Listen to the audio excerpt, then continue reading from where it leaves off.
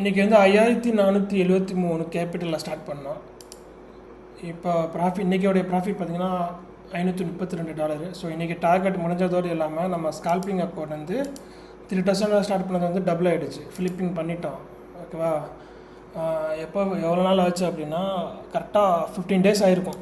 ஓகேவா? மொத்தம் 4, 8, 10 நாள் ஆயிடுச்சு. 10 ட்ரேடிங் டேஸ் பண்ணியிருக்கோம். அதில் வந்து ஃபஸ்ட்டு டே வந்து நம்ம ஃபஸ்ட்டு டே $1136 லாஸ் பண்ணி அதை ரெக்கவர் பண்ணி அகெயின் ப்ராஃபிட்டுக்கு வந்து நிறையா ஃப்ளோட்டிங் லாஸ் பேஸ் பண்ணியிருக்கோம். இன்றைக்கும் பார்த்தீங்கன்னா 1200 ஃப்ளோட்டிங் லாஸ் போயிட்டு அதுக்கப்புறம் தான் ப்ராஃபிட் பண்ணியிருக்கோம். ஸோ ட்ரேடிங் வந்து எவ்வளோ கஷ்டம்னு உங்களுக்கே தெரியும், எவ்வளோ நேரம் உட்காந்து பண்ணிகிட்ருக்கேன்னு தெரியும்.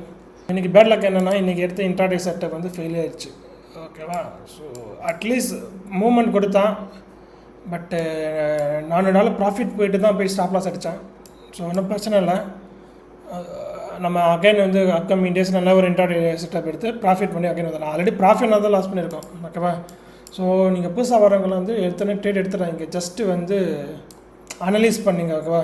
ஸோ வெயிட் பண்ணி பாருங்கள், திருப்பி நம்ம வந்து நல்ல ஒரு செட்டப்பில் ட்ரேட் பண்ணுவோம். ஓகேவா? அக்ரெசிவ் என்ட்ரி எடுத்தோம், கன்ஃபர்மேஷன் என்ட்ரி எடுத்தோம்னா நல்லா இருந்திருக்கும். பரவாயில்ல, ப்ராஃபிட் மட்டுமே காமிச்சிருந்தா உங்களுக்கு ட்ரேடிங்கோடைய ரிஸ்க் என்னென்னு தெரியாமல் போய்டும். ஸோ பிளைண்டாக எடுக்க ஆரம்பிச்சிருங்க. ஸோ லாஸ் வந்தது நல்லது தான் வச்சுக்கோங்க.